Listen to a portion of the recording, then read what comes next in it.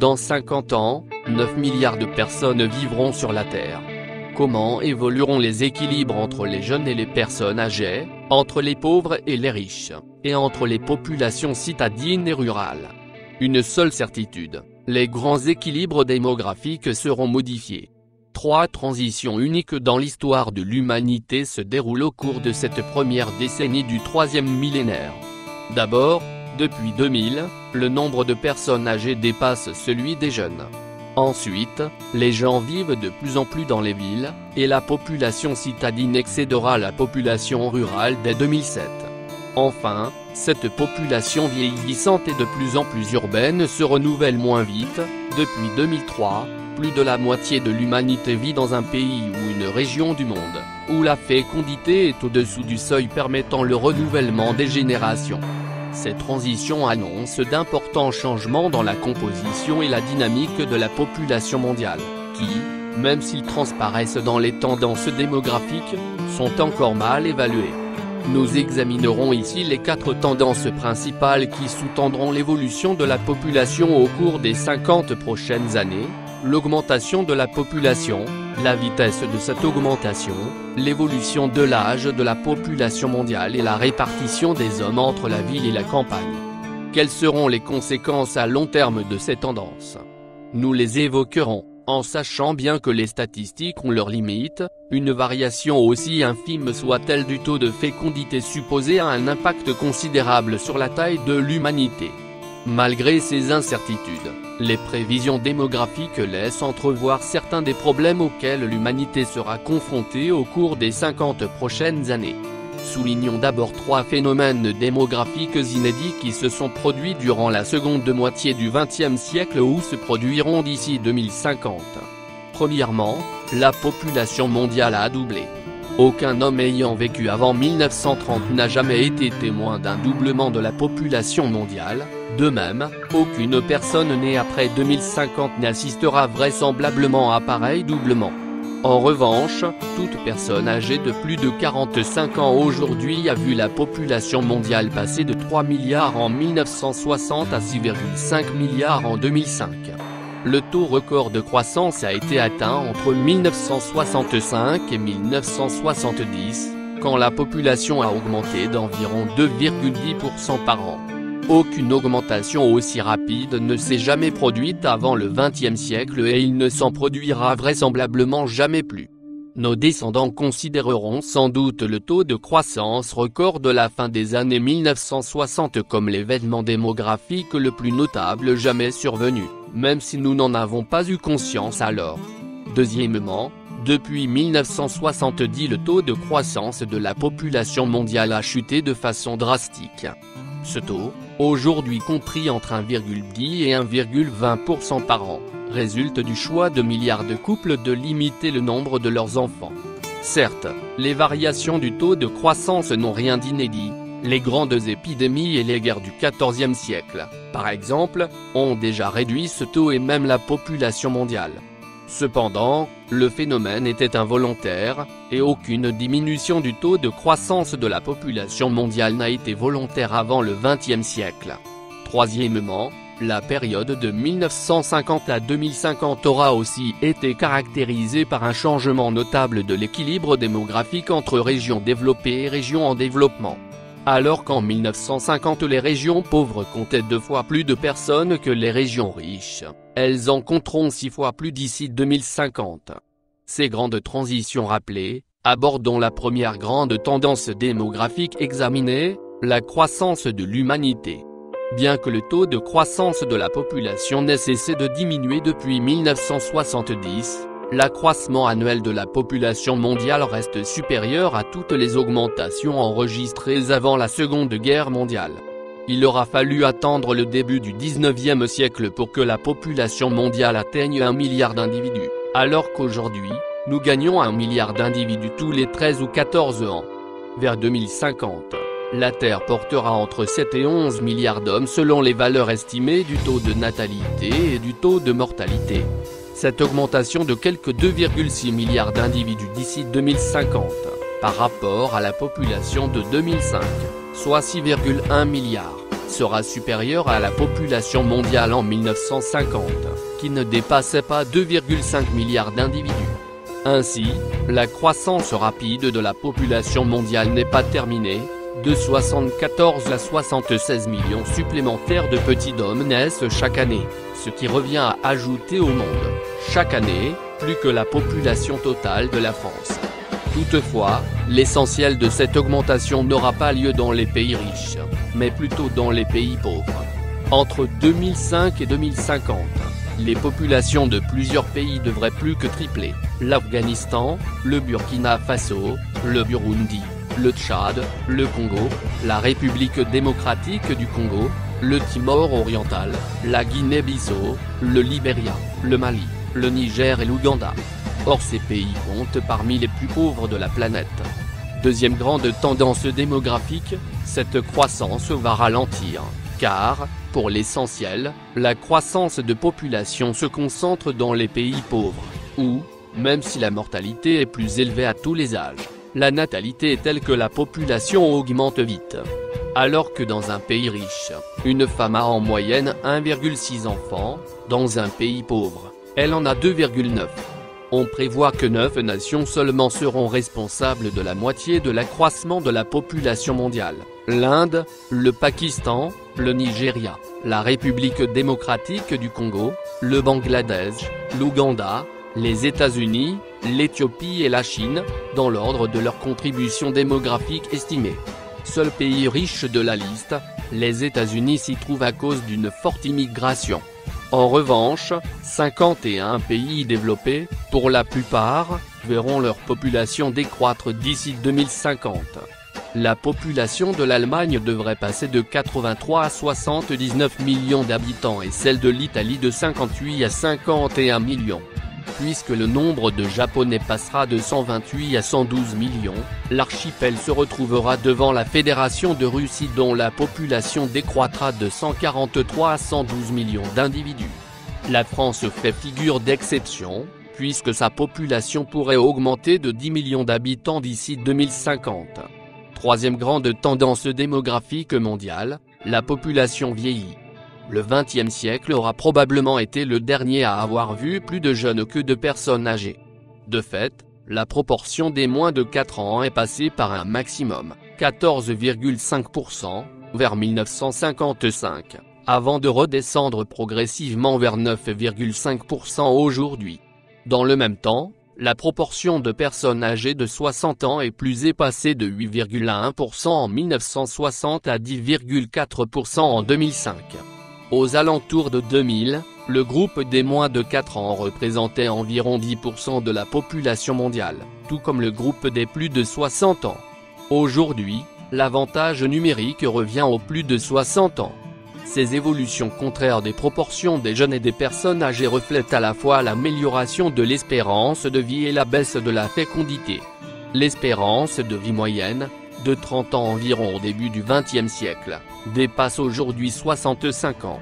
Le principal facteur est pourtant la baisse de la fécondité, avec une diminution du nombre des tout-petits. L'âge moyen de la population n'évolue pas de la même façon partout sur la Terre. En 2050, une personne sur 3 environ aura plus de 60 ans dans les régions développées, contre une personne sur 5 dans les régions pauvres. Dans 11 des pays les moins développés, l'Afghanistan, l'Angola, le Burundi, le Tchad, la République démocratique du Congo, la Guinée équatoriale, la Guinée-Bissau, le Libéria, le Mali, le Niger et l'Ouganda, la moitié de la population aura même moins de 23 ans. Dernière grande tendance démographique, la croissance des villes ou plutôt celle des bidonvilles. Si les tendances précédentes se confirment, on estime que l'accroissement de population attendu d'ici 2050 se produira pour l'essentiel dans les zones urbaines. Les pays pauvres devront construire l'équivalent d'une ville de 1 million d'habitants chaque semaine durant les 45 prochaines années. Où nous mèneront ces tendances? Si les prévisions démographiques sont assez fiables, il en va tout autrement des modèles économiques. Peu adaptés aux prévisions à long terme, ces modèles dépendent en outre de paramètres imprévisibles, tels que le changement des institutions, les progrès techniques, la compétition économique entre les différentes régions du globe ou les différents secteurs d'activité. Pour autant, tous les modèles économiques actuels s'accordent sur un point, ils prédisent un monde plus riche. Ainsi, le revenu par habitant était, en 1990, 16 fois supérieur dans les pays riches par rapport aux pays pauvres. D'après les scénarios les plus optimistes, ce revenu par habitant devrait baisser notablement, entre 2,8 et 6,6, en 2050, indiquant que les pays pauvres se seront enrichis. Cette répartition plus équitable des richesses n'est toutefois pas acquise, car, selon d'autres modèles, les pays pauvres vont plutôt stagner. Face à toutes ces incertitudes s'en ajoute une autre, cruciale: la Terre aura-t-elle la capacité de nourrir les populations à venir? À court terme, notre planète peut héberger et nourrir, tout au moins faire subsister, une population plus grande de moitié. Aujourd'hui, nous pourrions nourrir 10 milliards de personnes avec les céréales que nous cultivons. Cependant, comme l'a fait remarquer le démographe et sociologue Kingsley Davis en 1991, il n'existe pas un seul pays au monde où les gens se satisfont d'avoir simplement assez à manger.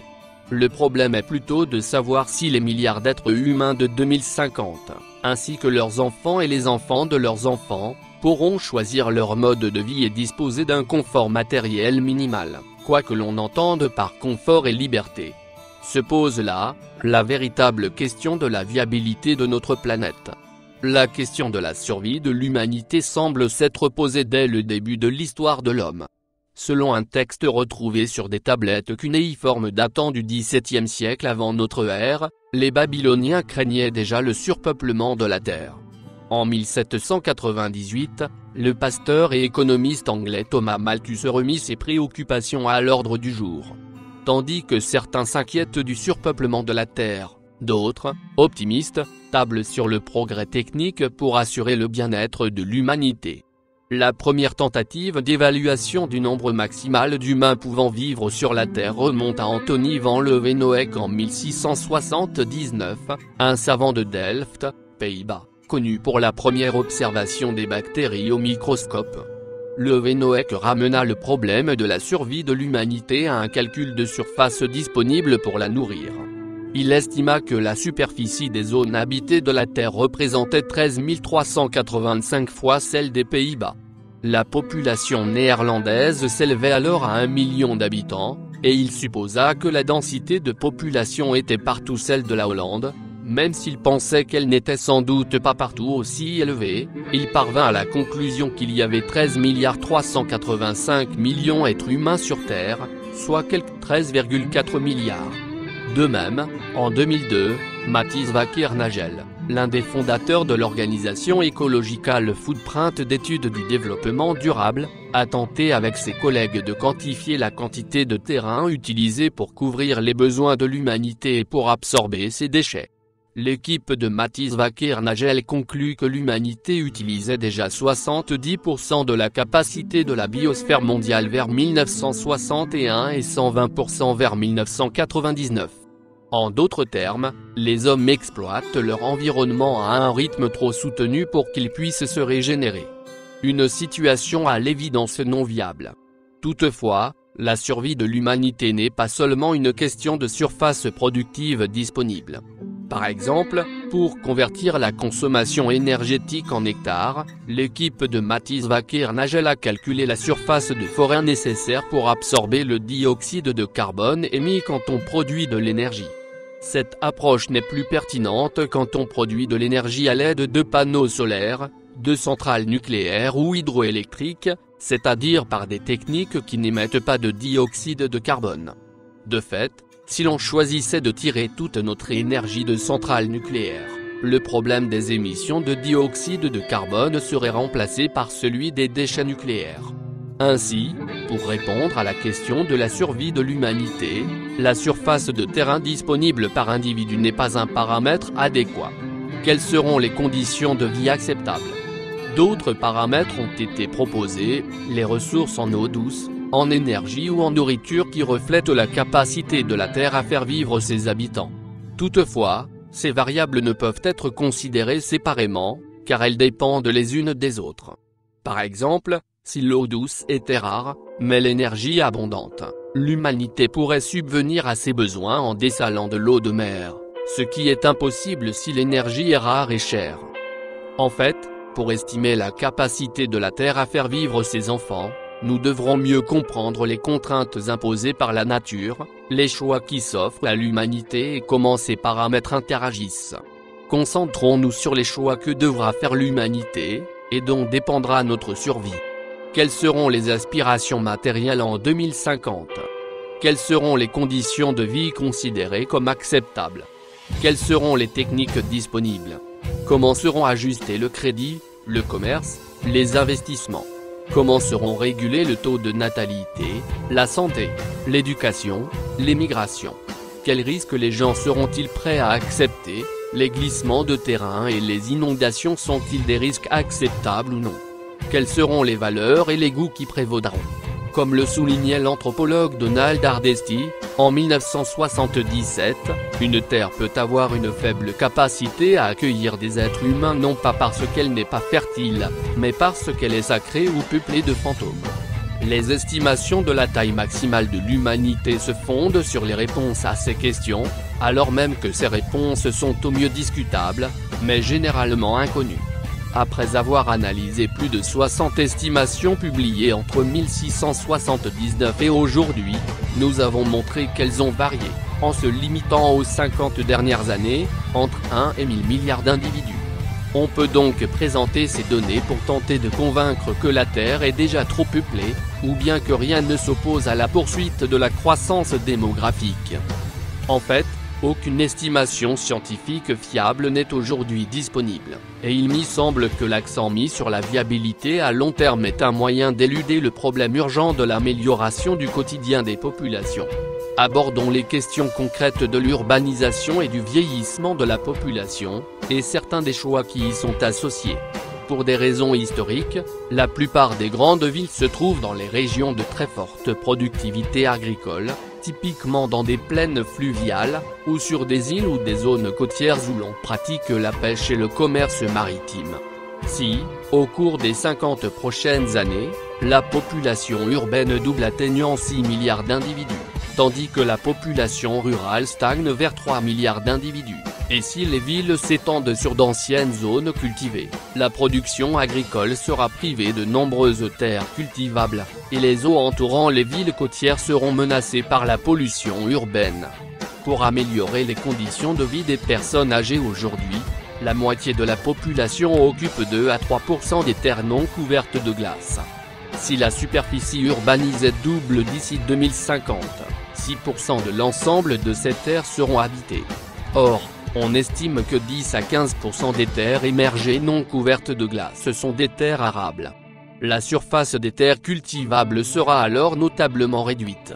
Afin de préserver la production agricole, il faudrait donc agrandir et multiplier les villes sans empiéter sur les terres cultivables. Une stratégie qui, à long terme, serait favorable aux citadins, puisque les villes devront être approvisionnées. À moins que les cultures maraîchères ne se développent en ville, on estime qu'en moyenne, chaque travailleur agricole, c'est-à-dire, en pratique, chaque paysanne, puisque la majorité des travailleurs agricoles dans le monde sont des femmes, devra, d'ici 50 ans, pourvoir à sa propre alimentation et aussi à celle de 2 citadins. Aujourd'hui un citadin seulement. Une forte demande de produits alimentaires ainsi que les futurs progrès techniques stimuleraient la production agricole et les paysans pourraient s'enrichir, comme on l'a observé dans de nombreux pays riches. En revanche, si l'on utilise davantage d'engrais et de pesticides pour faire augmenter les rendements, alors l'environnement risque d'être soumis à des contraintes intolérables. Pour les citadins, les risques d'épidémie augmenteraient. Des mesures sanitaires strictes devront être prises pour l'approvisionnement en eau potable et l'évacuation des déchets, sinon diverses maladies infectieuses risquent d'émerger. Pourtant, c'est bien dans des villes que se concentrent les opportunités en termes d'éducation, de culture et de soins, ainsi que la plus grande part du marché du travail. Quand on sait que la moitié de l'infrastructure urbaine qui existera en 2050 devra être construite au cours des 45 prochaines années, on imagine l'enjeu que cela représente. Il faudra faire mieux que par le passé en concevant de nouveaux habitats, en les construisant, en les faisant vivre. Le défi est gigantesque et passionnant. L'urbanisation sera aussi influencée par le vieillissement de la population. Les villes attirent les jeunes qualifiés à qui elles garantissent de bons revenus, mais fragilisent les réseaux familiaux et réduisent le soutien aux plus âgés. Le sort d'une femme âgée et sans formation sera, par exemple, beaucoup moins enviable en milieu urbain qu'en milieu rural, où elle recevrait le soutien de sa famille et pourrait même accomplir quelques tâches agricoles. Après 2010, la proportion de personnes âgées dépendantes augmentera notablement dans la plupart des pays. On calcule cette proportion en divisant le nombre de personnes de 65 ans et plus par celui des personnes âgées de 15 à 64 ans. Cette évolution touchera d'abord les pays développés, tandis que les pays en développement ne connaîtront une lente progression du nombre de personnes âgées dépendantes qu'après 2020. Vers 2050, la proportion des personnes âgées dépendantes dans les pays en développement se rapproche de celle enregistrée dans les pays développés en 1950. Toutefois, on ne peut déduire le poids socio-économique dû à cette population âgée du nombre des plus de 65 ans, car il dépend de l'état de santé de chacun, des ressources économiques et des institutions qui peuvent prendre en charge les personnes dépendantes. Par ailleurs, en même temps que l'espérance de vie augmente, l'espérance de vie en bonne santé croît également, même si la situation n'est pas uniforme. Aux États-Unis, le taux d'invalidité des personnes âgées a, par exemple, baissé de 25% entre 1982 et 1999, chiffre qui reflète la situation de beaucoup de pays industrialisés. Étant donné qu'une personne s'appuie en premier lieu sur son conjoint, le couple est l'un des paramètres importants pour les personnes âgées. Si une personne mariée souffre d'une invalidité, elle restera plus longtemps chez elle en présence du conjoint qu'une personne célibataire, veuve ou divorcée. Les conditions de vie des personnes âgées dépendent de l'âge de ces personnes, du sexe, du statut marital, des conditions socio-économiques, mais aussi de l'existence d'une descendance susceptible d'apporter son soutien. Or on a montré qu'une meilleure éducation du jeune est liée à une meilleure santé après 65 ans. Par conséquent, l'une des stratégies pour améliorer les conditions de vie des personnes âgées consisterait à investir aujourd'hui dans l'éducation des jeunes, notamment pour qu'ils préservent leur capital santé.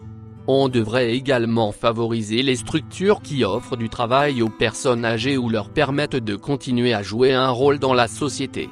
Les voies de la viabilité sont impénétrables, notamment car personne ne sait définir les objectifs précis à atteindre. Pour autant, ce que nous savons nous indique les actions à entreprendre aujourd'hui pour améliorer les lendemains de l'humanité.